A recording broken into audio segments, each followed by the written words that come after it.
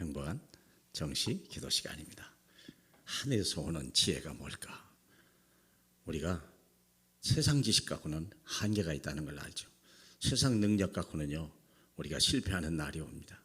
그것을 막기 위해서 하나님이 하늘에서 지혜를 주시는데, 그게 두 번째 뭐냐면, 우리가 첫째는 개인 캠프, 두 번째는 오직의 캠프, 세 번째는 유일성의 캠프. 개인 캠프, 내가 교회 안에서 하나님의 구원과 복음과 그리고 언약을 가지고 내 인생을 새롭게 멋있게 출발하는 귀한 날, 바로 그 주일날이죠. 그러면 내 개인 인생이 이제 오직 예수, 오직 성령, 오직 하나님 나라는 우리가 오직의 캠프가 일어나게 돼요. 오직의 캠프가 지나면 그때부터 유일성의 응답이 오게 되는 거죠.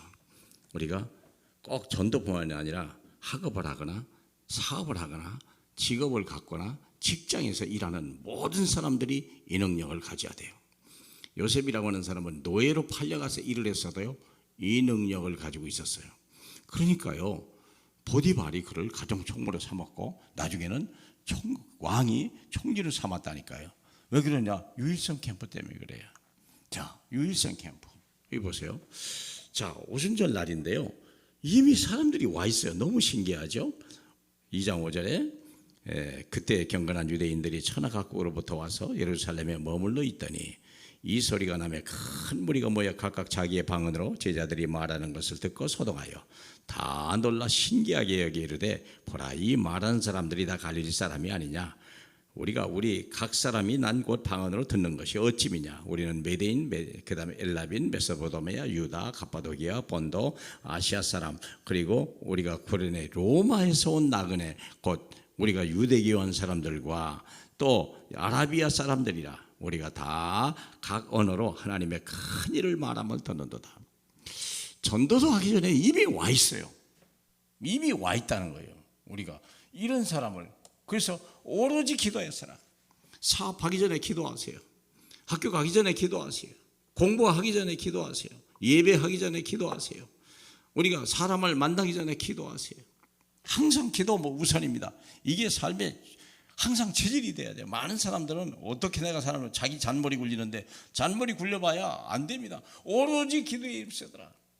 사람을 만나고 사람을 변화시키고 세상을 써야 되는데 오로지 기도에 힘쓰더라. 그래서 하나님의 때가 있는 거죠. 그 오순절 날에 그때에 이 날에 날마다 하나님의 성령의 능력은요, 항상 시간표를 가지고 움직여요. 우리는 언제를 모르잖아요. 어떻게 하는지도 모르잖아요. 근데 하나님의 영은 역사하니까 우리는 기도하는 거고 하나님의 시간표를 바라보는 거예요. 그리고 숨겨둔 제자를 찾는 거죠. 15나라가 이미 와 있다니까. 와 있어도 모르는 거예요. 그렇기 때문에 우리가 기도하는, 포기하지 말고, 왜 우리는 안 되지? 왜 나는 안 되지? 얘기하기 전에 내가 뭘 잊어버렸나? 유일성 캠프를 위한 기도가 없었다는 거예요. 기도하라고 그랬어요. 마태복음 7장 7절로 9절까지니까요. 구하라, 주실 것이요. 찾으라, 찾을 것이요. 두드리라, 열릴 것이다. 분명히 얘기했습니다. 구하는 이는 구할 것이요. 찾는 이는 찾을 것이요. 두드리는 이에게는 열릴 것이다. 세상 사람을 모르고 택한 백성에만 보여주려고. 그래서 기도하는 거예요. 그래서 감춰졌기 때문에 기도하는 거예요. 근데 하나님의 시간표가 오니까 감춰진 15나라, 기가 막힌 사람들이 와 있다는 걸 안 거죠. 그러면 이제부터가 보니까, 그럼 거기서 말씀운동, 생명운동만 했는데 3천 제자가 일어났고 사도의 가르침을 받기 시작하고 서로 떡을 떼며 교제하고 친교하게 되고 그 사람이 누군지를 알게 되고, 그리고 날마다 구원의 역사가 나더라. 사랑하는 여러분, 우리 신앙생활을 어렵게 생각하는 사람들이 참 많아요. 인간의 눈으로 하나님 나라나 복음이나 이 하나님의 일을 생각하면요, 머리가 돌직입니다. 성경을 다 읽어보세요. 얼마나 복잡한가. 근데 사랑하는 여러분, 성경을 읽기 전에 우리가 하나님의 영의 감동을 받아서 우리가 하나님의 지혜를 얻어버리면 아주 쉽습니다. 가장 쉬운 게 뭐죠? 오직의 캠프요. 오직 예수 그리스도. 그러려면 우리가 교회 안에서 개인 캠프가 먼저 일어나야 되겠죠. 복음이 뭔지. 복음을 말하는 사람이 없는데요. 그러니까 구원이 안 되죠. 구원이 안 되니까 하나님의 약속을 모르잖아요. 그러니까 인생이 교회와 그런 사람 태반이요. 어제도 왔는데요. 어떤 분 와서 얘기하니까요. 그냥 자기 가까운 교회 나간대요. 그리고 난 그런 거 몰라요. 그럼 뭐하러 교회 나가요? 안 그래요? 뭐 시간 남아서 가요? 밥 얻어 먹으러 가요? 아니잖아요. 하나님의 나라와 하나님의 역사를 위해서 가야 되는데 그냥 가서 잠깐 예배 드리면 마음에 좀 약간 평안해. 꼭 절간 다니듯이 그렇게 다니는 사람들이 너무 많다는 거예요. 그래도 구원이 뭐냐 그랬더니 나중에 죽어 천국 가는 거. 그건 하나님이 주신 1만 가지 축복 중에 맨 마지막에 누려야 될 축복 그거 하나 붙들고 앞에 있는 건 다 잊어버리는 그걸 신앙이라고 얘기하면 곤란하죠. 우리가 하나님 앞에 평생 쓰임 받다 가야 될 거 아니에요. 이 땅에 하나님 나라를 미리 체험하고 그리고 하나님 나라 가야 되는 거 아니겠어요. 그렇죠. 그래서 우리가 내가 지금 이 땅에 있는지 살았는지 죽었는지 그거 관계없잖아요. 우리는 나를 죽어도 주를 위하여 죽고 살아도 주를 위하여 죽는데 우리가 그런 인생을 살다가 그게 유일성 캠프입니다.